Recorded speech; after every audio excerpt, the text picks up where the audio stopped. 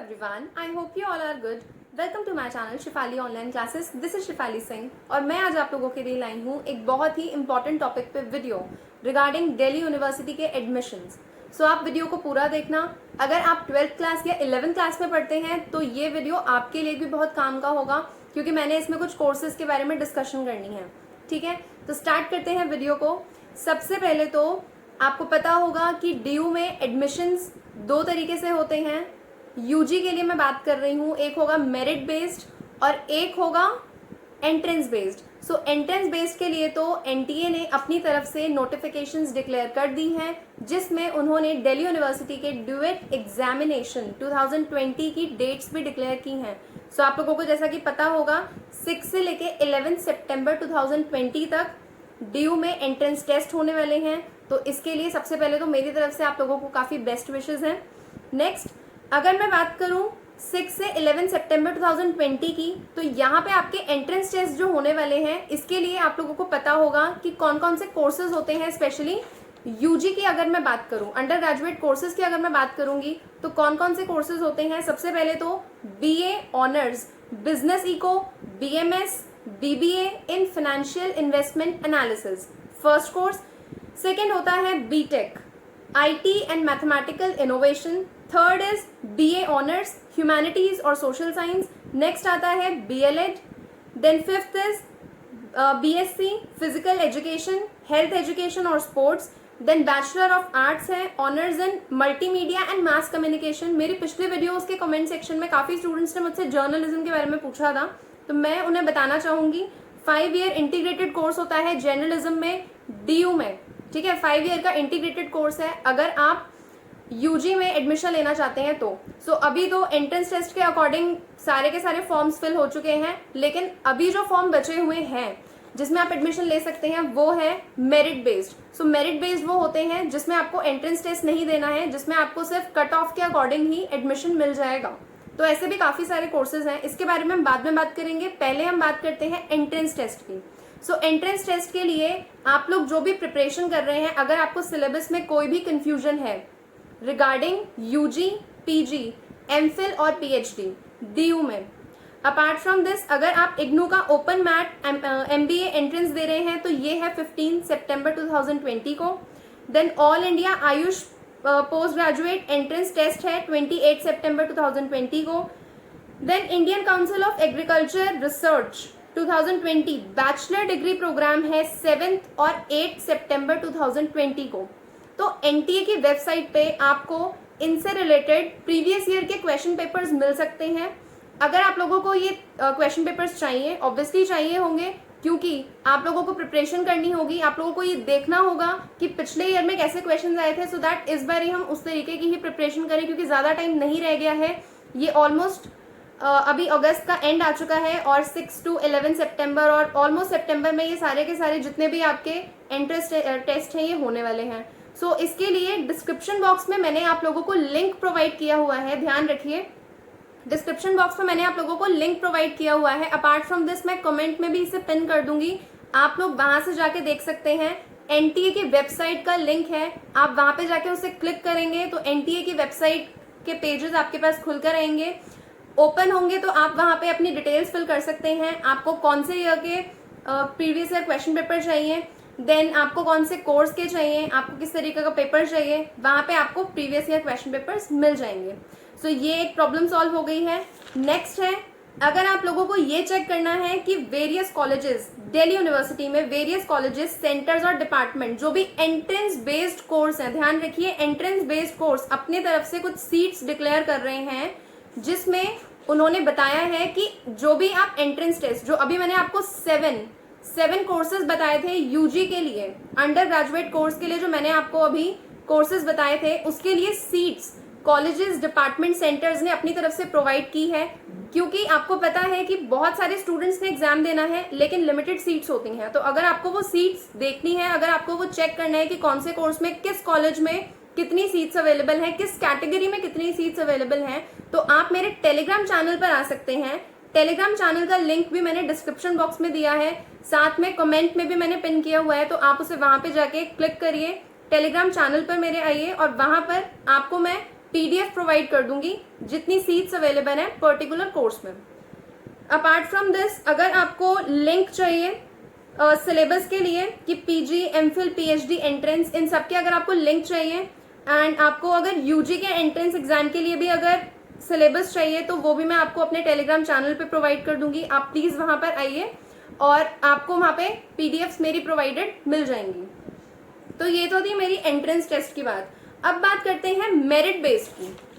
तो चाहे आप अभी 11th या 12th में ही क्यों ना हो, बट आपने आफ्टर 2 years या आफ्टर 1 year, अब तो पूरा 1 year भी नहीं रह गया है 12th के लिए, सिर्फ 6 महीने, 6 से 7 महीने रह गए हैं। आधा टाइम तो हमारा कोविड ले चुका है, तो जितना टाइम बचा है हमें उसमें ही इतना फोकस करना पड़ेगा। सो आपको ये देखना है कि आपको कौन से कोर्स में एडमिशन लेना है नेक्स्ट ईयर में। अगर आप 12th में हैं, अगर आप 11th में हैं तो स्टिल आपके पास अभी है पूरा 1 year या more than 1 year I can say. So in that case आपके लिए सबसे ज्यादा जानने वाली बात यह है कि DU के अंडर आते हैं 91 एफिलिएटेड कॉलेजेस।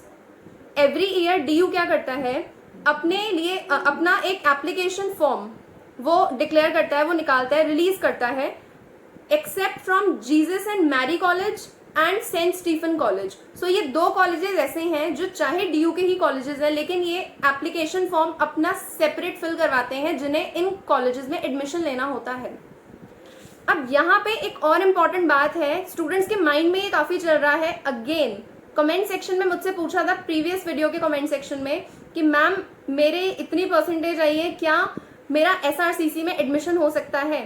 सो एक तो आपके लिए बेनिफिट ये है, मैं आपको ये कहना चाहूंगी कि DU अपनी तरफ से ना 8 कट ऑफ लिस्ट निकालता है। तो अगर आपका फर्स्ट या सेकंड कट ऑफ में नहीं हुआ, वैसे तो हो जाना चाहिए, आपकी परसेंटेज काफी अच्छी थी। I don't remember the name exactly कि किसने मुझसे पूछा था, but there was a question in my previous videos comment section कि इतने मेरे परसेंटेज आए हैं और SRCC में मुझे एडमिशन चाहिए, तो क्या मिल सकता है, कट ऑफ में आ सकता है मेरा। तो बिल्कुल आपका आ सकता है, आपकी परसेंटेज काफी अच्छी आई है। सो अगर फर्स्ट या सेकंड कट ऑफ में नहीं आया तो थर्ड या फोर्थ में तो श्योरली आ जाएगा, तो टेंशन लेने वाली कोई बात नहीं है। अब बात यह है कि ये जो कट ऑफ DU अपनी तरफ से रिलीज करता है, वहां पे कौन कौन से फैक्टर्स हैं जो इस कट ऑफ को इफेक्ट करते हैं। मतलब हम कहते हैं ना इतनी कट ऑफ आई है, पिछले साल इतनी कट ऑफ गई थी, इतनी हाई कट ऑफ गई थी, इतनी ज्यादा। तो ऐसी क्या चीज है जो एक्चुअली कट ऑफ को अफेक्ट करती है। So there are 4 things basically. तो जिसमें से पहली चीज होती है total number of seats in the colleges. तो अगर आपने एक पर्टिकुलर कॉलेज की बात करनी है कि इस कॉलेज की इतनी कट ऑफ गई है, सपोज SRCC की इतनी कट ऑफ गई है, तो वहां पे चेक किया जाता है कि एक्चुअली इस एक कोर्स में, सपोज BCom ऑनर्स में, कितनी सीट्स हैं जहां पे वो स्टूडेंट्स को एनरोल कर सकते हैं। सेकंड है number of applications receive for individual program. So total number of applications कितनी आई हैं। जैसा कि हर किसी का सपना होता है कि वो दिल्ली यूनिवर्सिटी में रेगुलर कॉलेज में एडमिशन ले, बट ऐसा सबके लिए पॉसिबल नहीं है ना, कि आपको वही पर्टिकुलर कॉलेज मिल जाएगा। बट उसमें घबराने वाली कोई बात नहीं है, उसके बारे में भी आगे बात करते हैं। नंबर ऑफ एप्लीकेशंस जितनी भी इंडिविजुअल प्रोग्राम के लिए गई होती हैं उसके बेसिस पे डिपेंड करता है कि उसकी कट ऑफ कितनी जाएगी। ओके, नेक्स्ट है cut off trend over the years. जैसे आप देख सकते हैं 2018 में कितनी कट ऑफ गई थी एक पर्टिकुलर कोर्स की, देन 2019 में कितनी गई है, इस ईयर क्या जाने के चांसेस हैं। इस ईयर की अगर मैं बात करूं तो क्योंकि 12th का रिजल्ट आप लोगों ने देखा होगा जिनका आया है, 12th के रिजल्ट पे काफी बेस्ड होता है हमारी जो कट ऑफ होती है, क्योंकि जो हमारा 4th वाला पॉइंट है वो है एवरेज ऑफ बेस्ट 4 सब्जेक्ट्स। तो जितने भी आपके बेस्ट 4 हैं उसके बेसिस पे भी उसके एवरेज निकाल के भी डिसाइडेड होता है कि कट ऑफ कितने आने के चांसेस हैं। तो मैं अपनी एस्टिमेशन से अगर बताऊं, क्योंकि हमेशा ही ज्यादा जाती है, स्पेशली अगर मैं बेस्ट कोर्सेज की बात करूं, so eco honours and BCom honours best courses होते हैं, one of the best courses in Delhi university. So इनकी कट ऑफ वैसे भी हाई जाती है और इस बार इनकी कट ऑफ हाई जाने के काफी चांसेस हैं। कोविड की सिचुएशन की वजह से काफी इन पे इफेक्ट भी पड़ा है, आप लोग समझ गए होंगे what I am saying. But बात सिंपल यही है कि आपको ये चेक करना होगा कि कौन सी कट ऑफ में आपकी परसेंटेज लाई करती है और उसके बेसिस पे आपको एडमिशन लेना होगा। अब यहाँ पर मैं अपनी तरफ से भी आपको कुछ जो सजेशन देना चाहती हूँ, उसमें से पहला सजेशन ये है, जो मोस्ट ऑफ द स्टूडेंट्स गलतियां करते हैं, वो अपने माइंड में ना हमेशा से ये बना के चलते हैं, अगर आप 11th और 12th में है ना तो आपके लिए ये बहुत ज्यादा काम की बात है, तो ध्यान से सुनिएगा। और जिन्होंने जस्ट अभी एडमिशन लेना है आफ्टर कट ऑफ, जिस भी आप कॉलेज में जाके एनरोल होना चाहते हैं, जिस भी कोर्स में एनरोल होना चाहते हैं, आपके लिए भी बहुत इंपॉर्टेंट है। तो मेन बात ये है कि आपको हमेशा DU में क्या, किसी भी अगर आपको कॉलेज में किसी भी यूनिवर्सिटी में अगर एडमिशन लेना तो आपको ये देखना चाहिए कि आप कौन सा कोर्स परस्यू करना चाहते हैं रादर देन आप कौन से कॉलेज में जाना चाहते हैं। देखिए कॉलेजेस दिल्ली यूनिवर्सिटी में सारे अच्छे हैं, हाँ नॉर्थ कैंपस की अपनी एक अलग प्लेस होती है स्टूडेंट्स के माइंड में कि हाँ हमें नॉर्थ कैंपस में पढ़ना है, हमें अपने 3 साल वहाँ पर देने हैं जितने भी ईयर का आपका कोर्स होता है। बट स्टिल आप ध्यान रखिए इस चीज़ को, आपको कोर्स पे ध्यान रखना चाहिए रादर देन कॉलेज। अब सपोज करिए मैं आपको एक एग्जाम्पल देती हूँ, सेंट स्टीफन कॉलेज बहुत अच्छा कॉलेज है, ठीक है, सेंट स्टीफन कॉलेज बहुत अच्छा कॉलेज है, बट मैं हूँ बीकॉम ऑनर्स, मुझे करनी है बीकॉम ऑनर्स की, ठीक है। तो उस केस में मुझे अगर बीकॉम ऑनर्स करनी है और मेरा सपना ये है कि मैं सेंट स्टीफन कॉलेज में जाऊँ, तो मुझे ना इन दोनों में से किसी एक चीज़ को सिलेक्ट करना पड़ेगा। इफ सपोज अगर मैं बीकॉम ऑनर्स को सिलेक्ट करती हूँ कि मुझे तो बीकॉम ऑनर्स करनी है, मुझे ये चेक करना पड़ेगा कि ओके कौन कौन से कॉलेजेस में बीकॉम ऑनर्स अवेलेबल है, तो मैं वहाँ पे जाके उसे एनरोल कर लूँगी जिसमें मेरी कट ऑफ लाई करेगी। लेकिन अगर मैंने माइंड में ये बना लिया कि नहीं मुझे तो सेंट स्टीफन में ही एडमिशन चाहिए, अरे वहाँ पे सेंट स्टीफन में तो बीकॉम ऑनर्स है ही नहीं, कहाँ से लोगे एडमिशन। अब बच्चे क्या करते हैं, सेंट स्टीफन दिमाग में रख के, मैं किसी पर्टिकुलर कॉलेज का जस्ट एग्जाम्पल दे रही हूँ, सो सेंट स्टीफन माइंड में रखा आपने कि हाँ हमें तो सेंट स्टीफन में एडमिशन लेना है, आपने वहाँ पे किसी कोर्स में एडमिशन ले लिया जबकि वो बीकॉम ऑनर्स नहीं था, वो कोई और कोर्स था। होगा क्या, हो सकता है कि आप उसे पढ़ लो, बट एक ना इंटरेस्ट होता है, आपको कॉलेज को नहीं पढ़ना, आपको कोर्स को पढ़ना है, ये ध्यान रखिए। तो कॉलेज को कभी भी माइंड में रख के अपना कोर्स मत डिसाइड करिए, कोर्स को माइंड में रख के कॉलेज डिसाइड करना चाहिए। आप ये चेक करो कि आपको कौन सा कोर्स परस्यू करना है, आप कौन सा कोर्स करना चाहते हैं। अगर आपको एक पर्टिकुलर कोर्स करना है तो चेक करो कि कौन कौन से डिफरेंट कॉलेजेस हैं जो इस कोर्स को करवाते हैं और हम यहाँ पे जाके इस कोर्स को कर सकते हैं, ठीक है। रेटिंग्स होती हैं कॉलेजेस की अलग अलग, सो उस केस में आप वहाँ पे जाके परस्यू कर सकते हो। लेकिन अगर आप कॉलेज को माइंड में रखोगे नहीं मैंने तो ये वाले कॉलेज में ही जाना है, मुझे इसी कॉलेज में पढ़ना है और वहाँ पे वो कोर्स ही नहीं है, तो क्या होगा। काफ़ी एक्सपीरियंस से बता रही हूँ, काफ़ी स्टूडेंट्स मुझसे ऐसे मिले हैं जिन्होंने ये कहा है कि हमने फर्स्ट ईयर में तो चलिए ये वाला कोर्स कर लिया क्योंकि मुझे इस कॉलेज में जाना था, but after the end of first year ना क्या हुआ मेरे साथ, मुझे लगा नहीं कि मैं ये कोर्स आगे परस्यू कर पाऊंगी या कर पाऊंगा, तो उस केस में मैंने उस कोर्स को छोड़ दिया। क्या हुआ, 1 ईयर वेस्ट हुआ। पता है 1 ईयर कितना इंपॉर्टेंट होता है। तो अभी भी आपके पास थोड़ा बहुत टाइम है, स्पेशली मैं बात करूंगी यहाँ पे मेरिट बेस्ड के लिए, जिनके लिए कट ऑफ बहुत इंपॉर्टेंट रखती है कि कट ऑफ क्या आएगी। तो आप लोग कट ऑफ का वेट करिए, आप लोग ये सोचिए कि आपको कौन से कोर्स में एडमिशन लेना है। ध्यान रखिए मेरी बात को, कोर्स को माइंड में रखिए, कॉलेज को माइंड में मत रखिए।